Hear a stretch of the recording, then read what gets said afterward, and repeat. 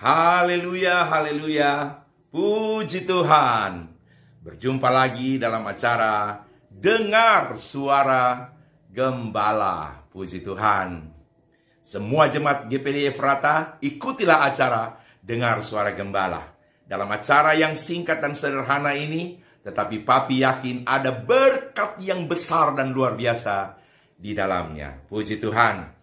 Saat ini Papi akan berbicara sedikit saja tentang kecenderungan hati manusia. Puji Tuhan.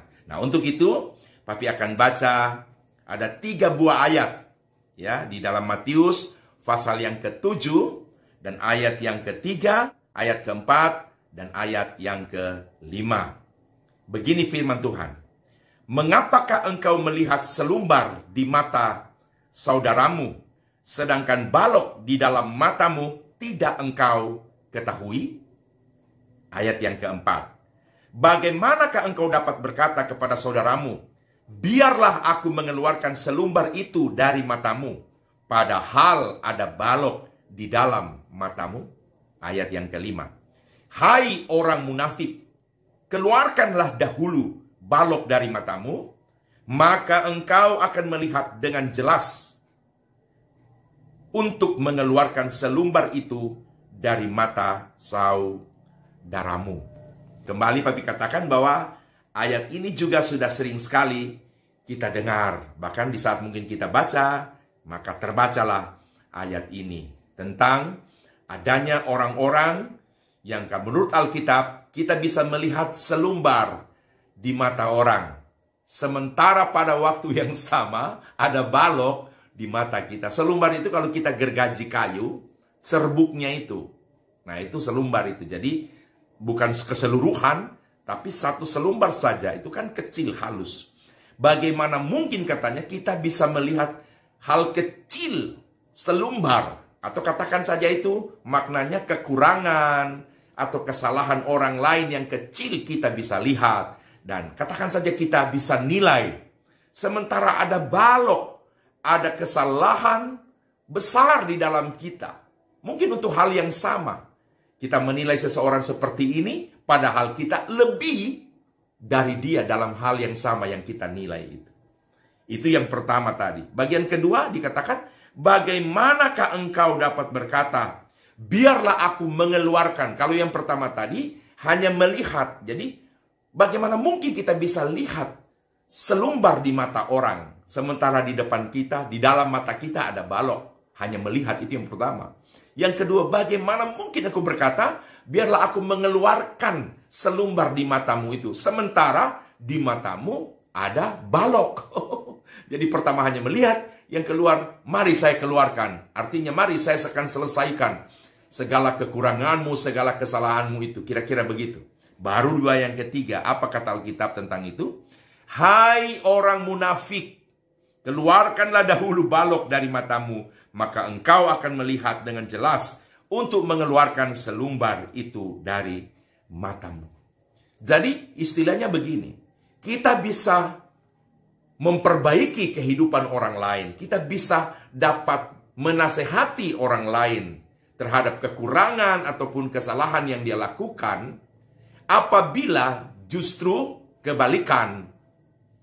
Di sana balok, di sini selumbar. Kira-kira begitu. Atau yang hal kecil ada di mata kita, di sana besar. Nah, itu dimungkinkan baru kita bisa melihat. Bukan kebalikan.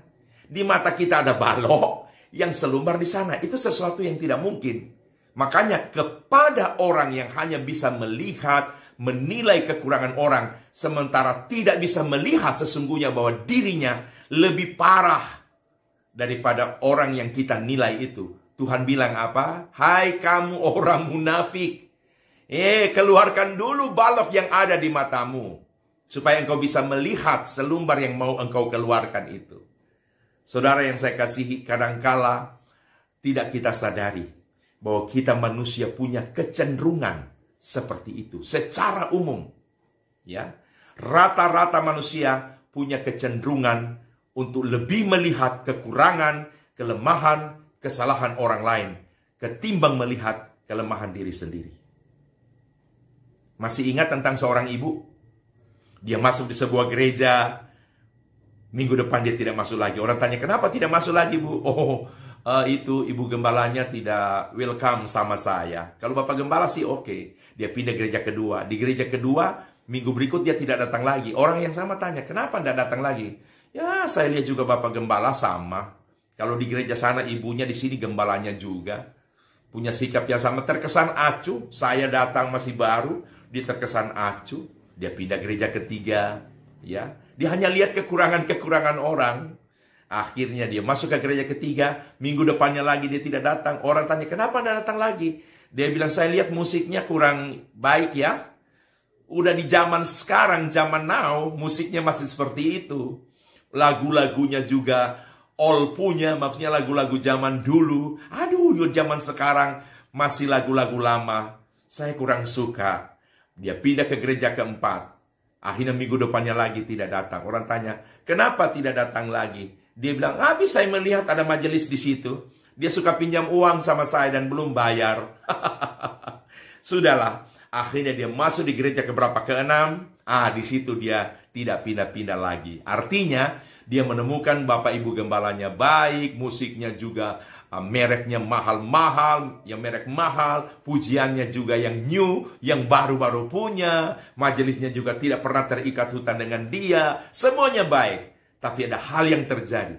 Minggu-minggu berikut, satu demi satu jemaat keluar. Kenapa? Mereka punya alasan, saya keluar dari gereja itu karena ibu itu.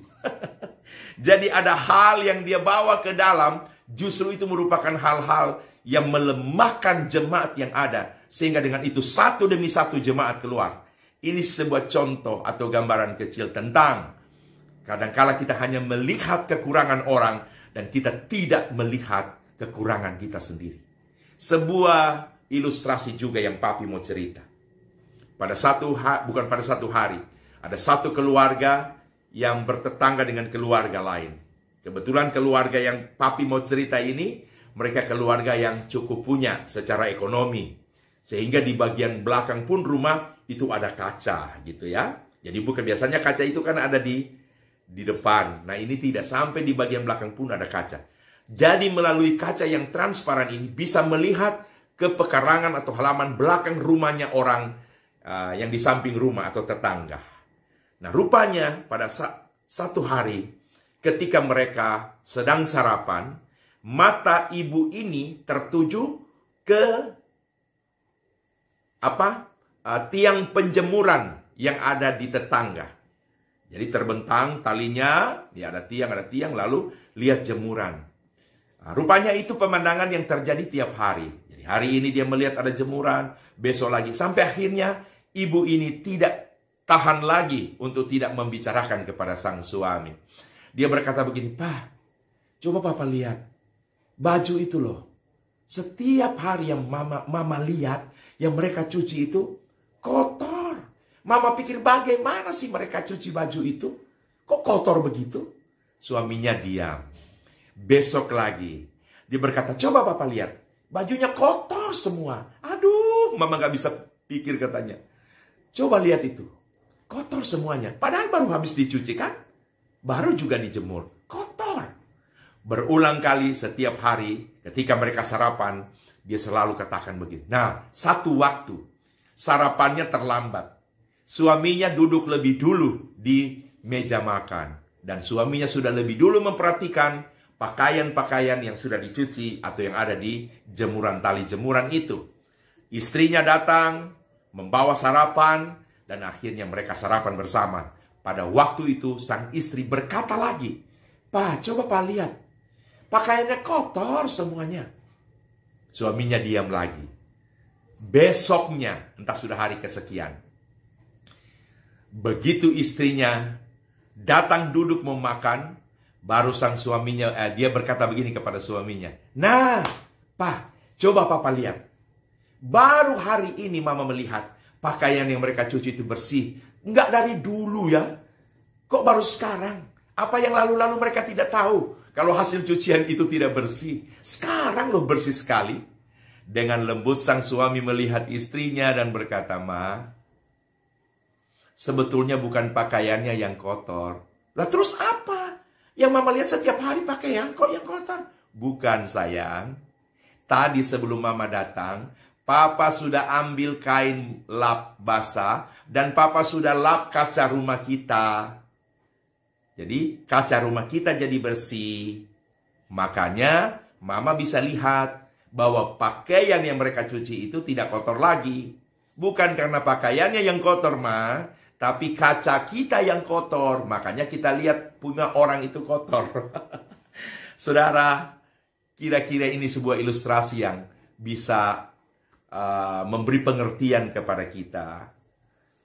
Adalah lebih baik kita berkaca pada diri kita sendiri. Yang Tuhan mau kita mengoreksi dan mengintrospeksi diri kita sendiri. Kalau itu hubungannya dengan orang lain.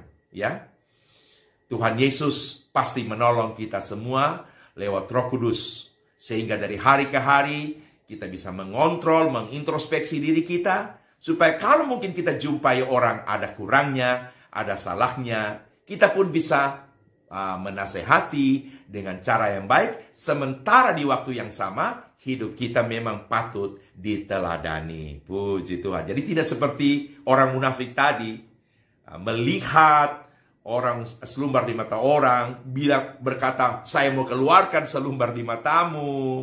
Sementara pada waktu yang sama ada balok. Nah, contoh seperti tadi, kaca rumah yang kotor, tapi dia berkata, orang tetangga itulah yang tidak bisa mencuci katanya ya.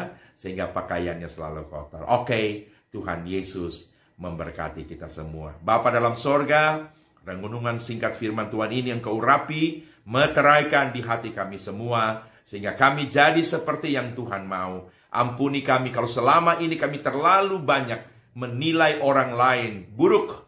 Kami terlalu banyak dan bahkan pusing memikirkan kekurangan, kelemahan, bahkan mungkin kesalahan orang lain.